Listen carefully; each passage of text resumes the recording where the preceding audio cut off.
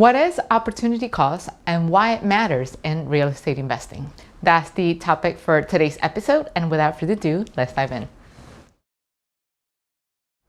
Hello everyone, and welcome back to another episode. For those who are tuning in for the first time, this is your channel for real estate education. So today we're going to talk about a new concept that I haven't talked before in this channel, and that is the concept of opportunity cost. So what exactly does opportunity cost mean? Well, so this is a concept that was actually introduced to me back in college when I was taking an economics class. And it basically means the cost of achieving something and giving up something else. So let's say, for example, you have exactly $100, right? Forget about credit cards, forget about any savings, you have exactly $100. And then with that $100, you have two choices. One is to eat, right? And get your groceries for the week or for the month, or simply use these $100 to get a jacket, a coat, right?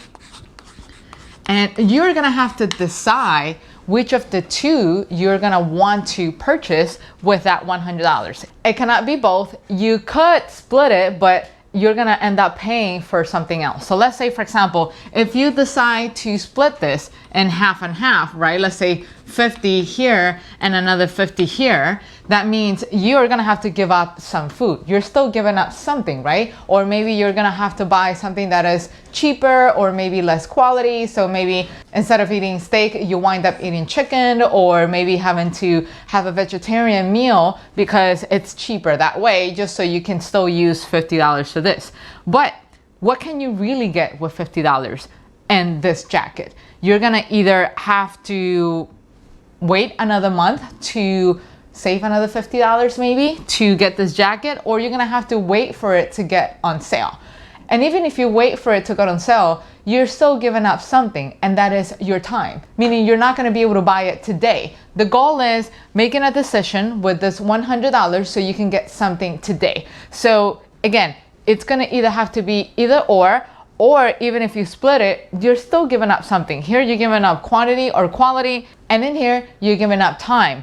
And even if you wait, let's say a month or two for the jacket to go on sale, you're still chancing that you might not get the size that you want or the color that you want. So that's in essence the meaning of opportunity cost, right? What can you get with that money? What can you get with that something that's gonna help you get to the other end of what you're trying to get? And the reason why I'm bringing this up is because at this point in time, once you become a real estate investor and you have access to funding, you have big decisions to make. So let's say, for example, I've had instances in where some of my students in the mentorship program, and they're great, by the way, but sometimes they have access to funding, right? Let's say they have a property that they have available and they manage to get out a cash out refi. And if you don't know what a cash out refi is, and this is your first time tuning into the channel, I'm gonna leave a link down in the description below so you can get access to those videos.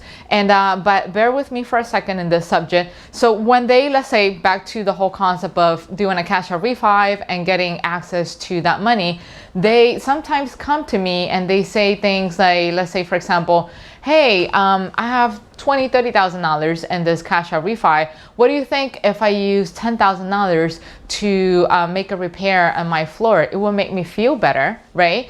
And I have nothing against that. I think that's great that you would like to pamper yourself in a way. But at the same time, you have to ask yourself, what is it that you're giving up at this point in time? By you taking $10,000 out of that cash out refi, let's say you get $30,000 in total, right? But then you took out $10,000 for yourself. That means you only have $20,000 left for the purchase. That could cost you, let's say, a bigger property, or maybe that could cost you the repair on another property, or that could just simply cost you the size or the type of property that you originally anticipated to buy or invest in. But now you're gonna have to take a step back and reanalyze, okay, what can I get now with less money? And at the same time, you're spending $10,000 renovating a floor, and that in essence becomes a new debt for you because you are changing the floor patterns in your own house, but granted, you're not renting your own house. You're not using it to create additional income, which means it's going to be an added stress for you and something else that you're going to have to worry about repaying while you're still trying to find the new investment for that particular, budget that you have, which is $20,000. So again, it's just basically a way to help you simply think and analyze certain approaches. How do you want to go about managing that money? And again, it is very great that you invest in yourself, that you would like to pamper yourself in many ways, but at the same time, you have to ask yourself, what is it that I'm giving up long term or maybe today? If you were to take the full $30,000, let's say forget about the floor, forget about renovating that nice house, I'd rather use that $30,000 that I got out of my cash out refi, because now instead of buying a single family home, I can purchase a duplex, or maybe I can buy 2 family homes instead with the money that I get out of the cash out refi. So now you have 2 properties that are income producing and they're repaying the mortgage back, and at the same time maybe you wind up with something extra that's gonna help you use that money and do the repair and that floor, or like nicely fix that floor the way you exactly want it to be. So what is it that you gave up at that point in time? Maybe time. You waited a couple of months until you bought your new property, your new investment, but in the end, you wind up with more overall. And again, this video is not to say that you cannot invest your money in whatever you want or spend it the way you want. I think we all have the right to choose how we want to spend it. But ultimately, what I wanted to do is to sort of like teach you the concept overall of what investing involves. And it's not just about learning about the different techniques, but it's also mindset. It's also about thinking, okay, what are the consequences? If I do this, then what am I gonna end up with? If I do B, then I might wind up with C. If I do A, I might wind up with D, and stuff like that. Now, opportunity cost is one of the major exercises that I actually teach in my mentorship program, and I wanted to share a little bit with you about how that exactly goes. So think of everything you spend on a monthly basis, right? So you take this chart, this pie chart right here, and then you're gonna start adding up everything that you spend on a monthly basis. Behavior, right? So typically what winds up happening is that only this portion winds up being in utilities, things that you have to pay, right? And that, I mean, your telephone bill, your internet, your electricity and stuff like that, things that you will need in order to live comfortably, right? And then maybe about this much will be for your rent, or if you have a mortgage, then it's typically a little bit higher, right? Because you have to pay for insurance, you have to pay for property taxes, right? So this could wind up being your mortgage expense. And then everything else that you wind up in this section, it's either gonna be your savings or maybe your disposable income, meaning anything that you spend for recreational purposes, right? Like hanging out with friends, going out with friends for dinner, or maybe going to the movies, or maybe hosting a party in celebration of something. And the way this chart typically winds up is that only this marked portion right here that you see here ends up going towards the savings, and everything here winds up being discretionary, meaning that there was absolute no necessity to spend this much of your budget, this much of your monthly budget in recreational purposes. This could have been split up into half, and instead of saving only this small portion, you can wind up saving this entire portion of saving just by simply shifting some of your spending habits. So for example, a good way to shift your spending habit is, instead of hosting in your house every single time, gathering for your friends, maybe this time what you can do is to do what they call a potluck. I will do, let's say, some snacks, and then another friend will bring a lasagna, let's say, for example, and then another friend will bring the drinks, call it soda, water, or wine, whatever is it that your environment typically drinks in a gathering.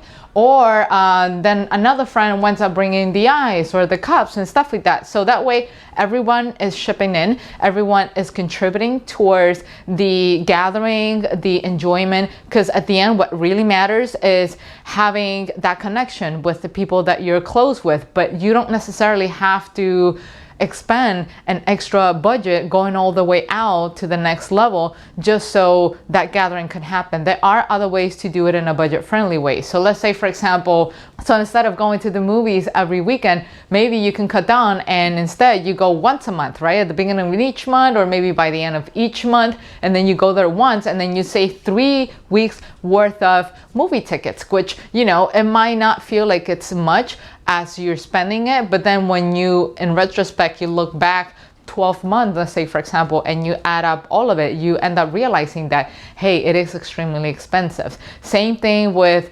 gatherings with friends at restaurants, right? There's always a weekend, there's always a celebration, but again, maybe instead of going to a restaurant and paying $30 to $60 per person in a dinner, because it can't add up to that, you take those $60 and then again, same thing, do the whole potluck concept, and then someone is going to bring something, or maybe you're gathering all of the budget, all the money from everybody, and then one person is going to be the one in charge to go to the supermarket and then gather everything else that's needed in the food, and then just pick one location, whether it's a park, whether it's somebody else's house, and then you do the gathering together and still manage to enjoy that quality time. And again, that's only a temporary shift that's going to allow you to use part of that money on the discretionary section all the way down into the savings. So instead of waiting, let's say 10 years before you can save the amount of money that you need for the down payment of your property, you can cut down those 10 years to 2 years, maybe by saving another big chunk of it, right?